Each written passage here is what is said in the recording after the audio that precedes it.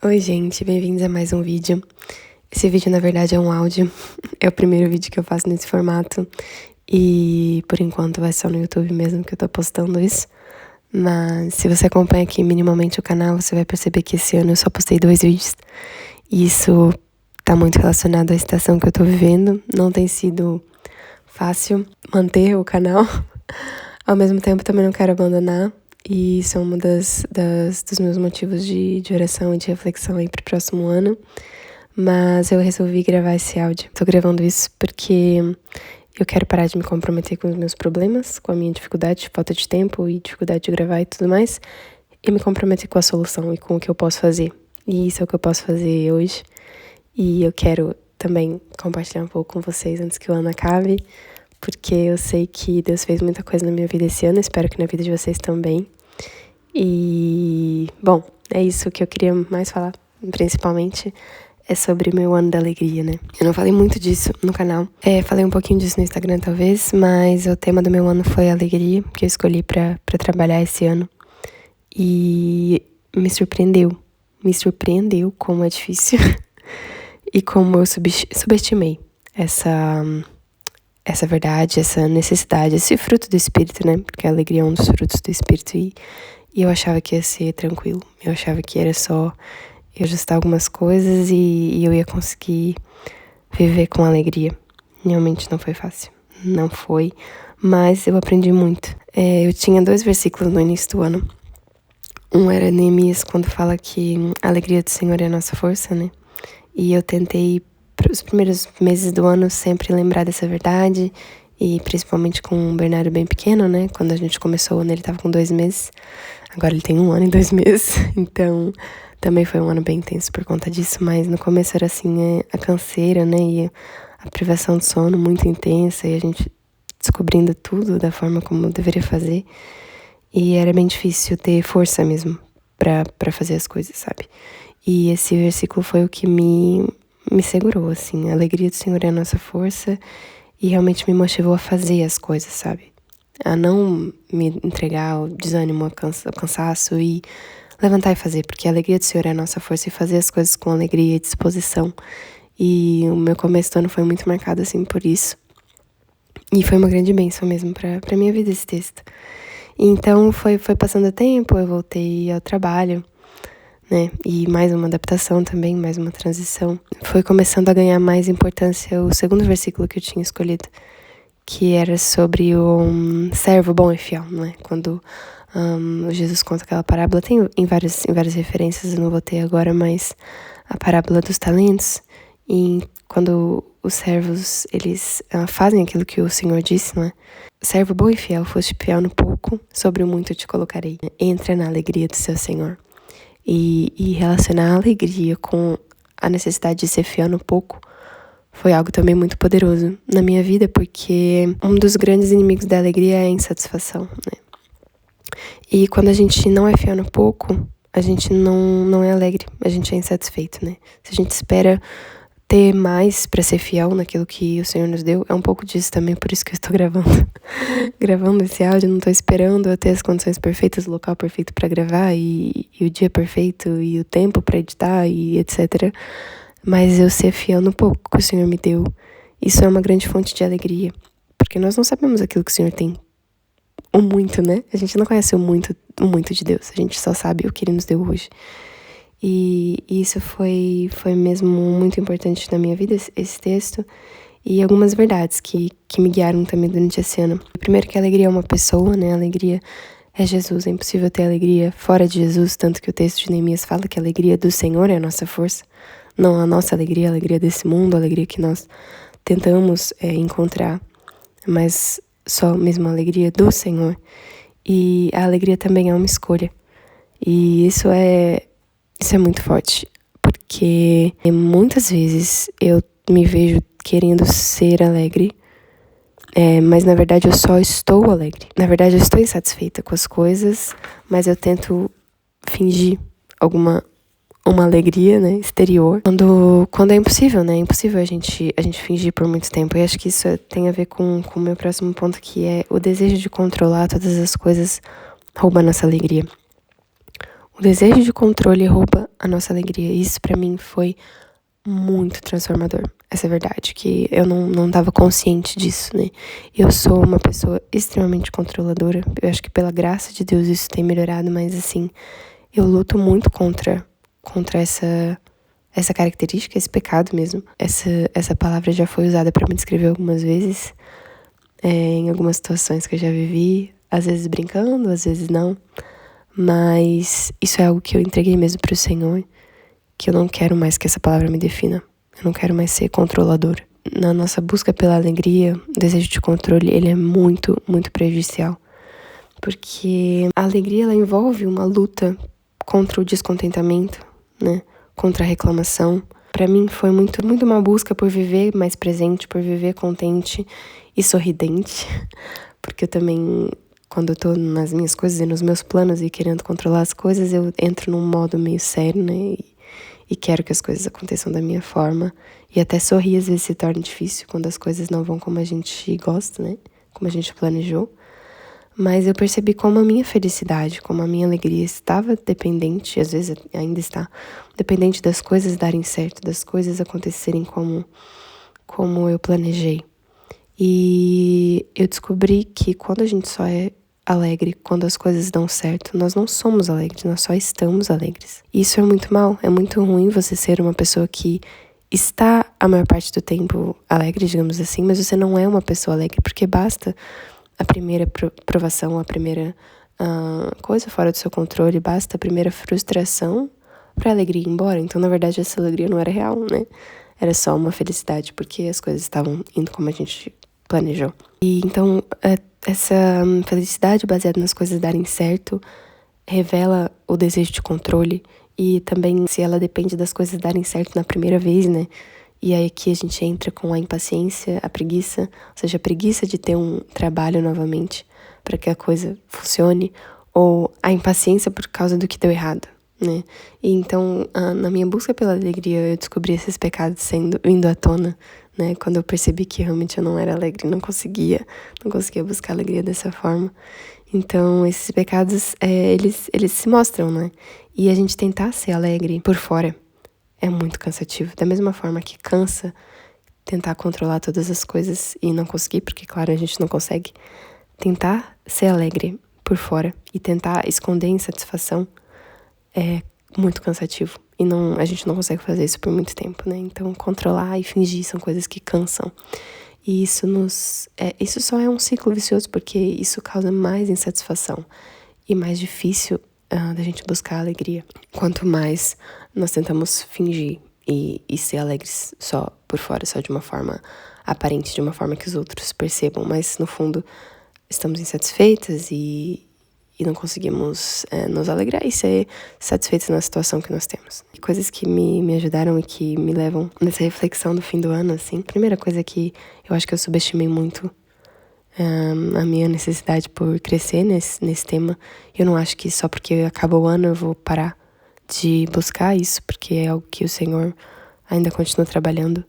Mas eu também aprendi que, indo nesse sentido, né, buscar a alegria em Cristo é uma coisa constante, né? É um exemplo tosco, mas é igual a gente carregar o nosso telefone. Se você usa bastante, você carrega ele todos os dias, às vezes mais de uma vez por dia, dependendo do ano do seu telefone. A gente não carrega o telefone uma vez na semana. E a vida nos gasta. O que eu tenho aprendido é que a vida me gasta. E ela exige que eu tenha mais de Cristo. Eu preciso muito me encher mais de Cristo. Porque senão eu não tenho de onde tirar a alegria para viver. Eu vou buscar a alegria nas circunstâncias. E se eu não tenho uma alegria que independe de circunstâncias, eu só vou estar me gastando o tempo todo e procurando por esses motivos para me alegrar, sendo que eu preciso já estar plena deles, né?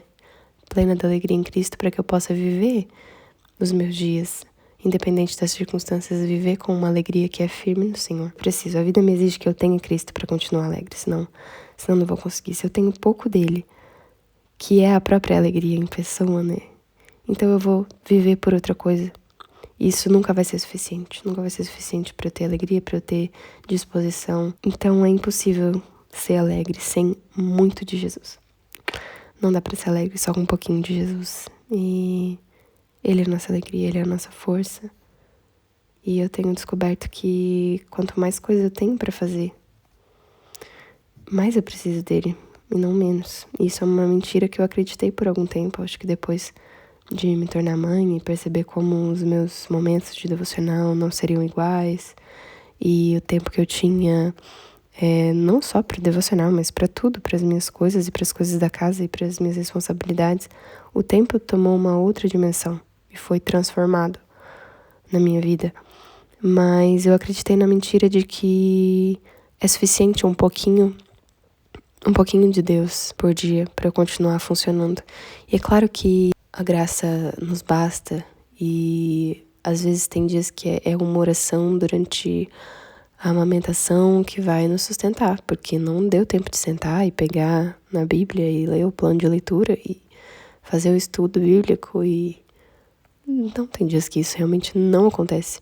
Mas se eu não tiver um objetivo, se eu não ansiar por esse momento e por ter mais tempo com o Senhor, e é claro que a oração durante o dia, né, orar sem cessar, faz toda a diferença. Às vezes é lavando uma louça, às vezes é trocando o bebê, às vezes enfim, tem muitos momentos pra gente estar em oração e eles não devem ser desperdiçados. Mas eu tava acreditando que isso era o suficiente pra mim, quando na verdade eu preciso continuar na palavra, quanto eu puder, né? Quantas vezes eu me contento com um capítulo.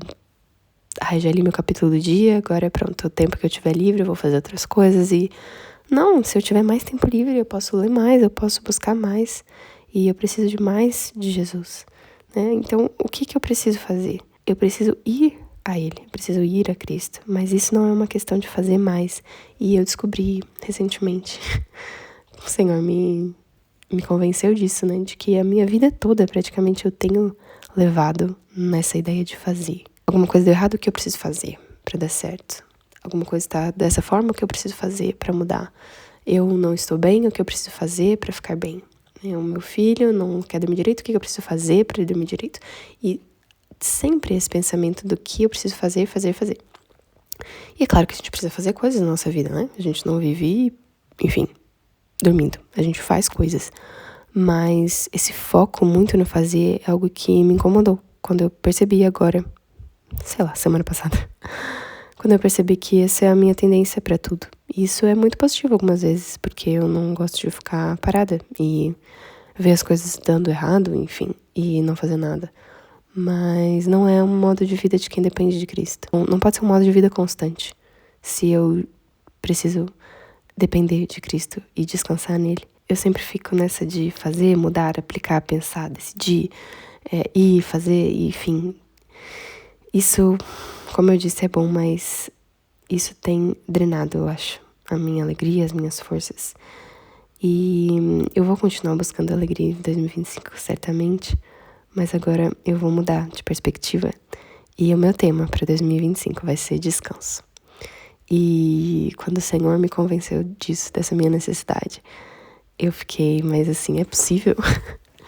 É possível viver um ano com foco no descanso, né? Não é meio preguiçoso da minha parte? E assim, eu tenho me mostrado que não, que o descanso, ele tem muitas formas, e ele é muito profundo, e é um mandamento, o sábado do Senhor, consagrar o sábado para o descanso, mas o sábado foi criado por causa do homem, não o homem por causa do sábado. Então a gente tem o descanso no Senhor em todo tempo, né? E muitas vezes eu sempre descanso no Senhor, o Senhor é meu descanso, e eu não tenho tempos intencionais de descanso. Eu percebi que eu não sei o que me descansa. Muitas vezes eu acho que uma coisa me descansa, e quando eu faço eu só acabo com menos energia. Então vai ser uma jornada também de me conhecer um pouco mais e parar para refletir sobre certas coisas. E é claro que não podia ser outro versículo, senão Mateus 11:28, né? Venham a mim, todos que estão cansados e sobrecarregados, e eu lhes darei descanso. Quero muito crescer em oração também esse ano. Eu acho que é impossível a gente crescer em descanso sem crescer em oração. Eu comprei um livro que fazia muito tempo que eu queria ler, e o Senhor trouxe de volta ano passado em uma situação, e é Os Segredos do Lugar Secreto, do Bob Sorge, eu acho que é assim que diz o nome dele. E eu tinha ouvido falar desse livro há anos, e não tive a oportunidade de comprar e de ler, enfim. Vai ser um livro que eu vou estar lendo esse ano, com calma também, porque eu acho que ele é de pequenos devocionais, então vai ser algo que eu quero ler com calma. Eu com certeza quero fazer coisas esse ano, mas o meu foco vai ser mesmo simplificar e descansar, sabe? Tudo que eu puder fazer para que eu precise fazer menos, eu vou fazer. Isso pode envolver e vai envolver a minha cozinha, a administração da minha cozinha e da limpeza da minha casa. Vai envolver a forma como eu lido com o meu trabalho, principalmente os meus horários. E a flexibilidade que eu tenho, eu preciso usar ela de uma forma mais sábia do que eu tenho feito. Eu quero mais tempo com meu filho, eu quero mais tempo com meu marido, quero mais tempo em igreja e sem preocupações. E eu sei que isso pode envolver até um trabalho a mais.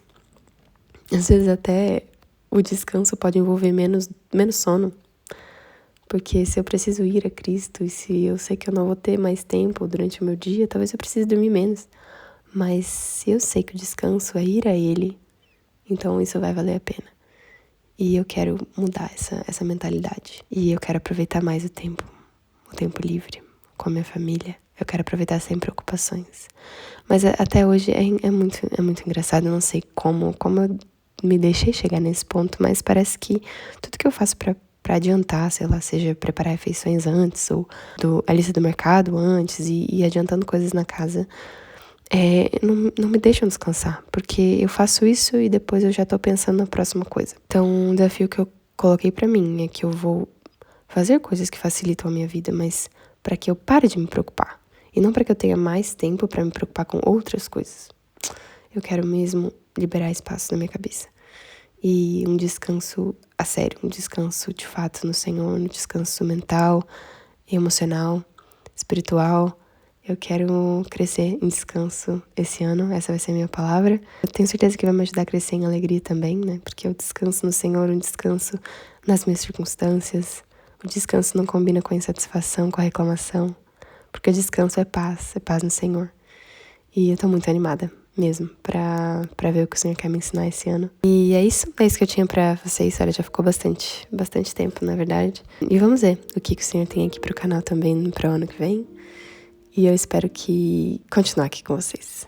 Dependendo do formato, em vídeo, em áudio, mas de qualquer forma eu espero continuar aqui compartilhando as coisas que ele tem falado. Bom Natal, se você estiver ouvindo isso antes do Natal. E que Deus abençoe as suas famílias, que vocês possam também ter esse tempo de refletir o fim do ano. É sempre bom. A gente não precisa esperar o fim do ano pra refletir sobre essas coisas, na verdade. A gente pode fazer isso todo mês, toda semana. Mas o fim do ano é sempre uma oportunidade boa pra recomeçar. E lembrar que as misericórdias do Senhor se renovam e as forças dele também, ele nos fortalece. Isso se renova nas nossas vidas todos os dias. E o começo do ano é uma boa oportunidade para nos lembrar disso. Então eu espero que Deus te abençoe e que ele te conduza na reflexão do que ele tem para sua vida, para o próximo ano. E que você possa abandonar pecados, que você possa crescer em intimidade com o Senhor e crescer no reino de Deus, crescer em obediência e no compartilhar da palavra, e que em tudo isso Deus possa ser honrado nas nossas vidas. Então é isso. Fiquem com Deus e até mais.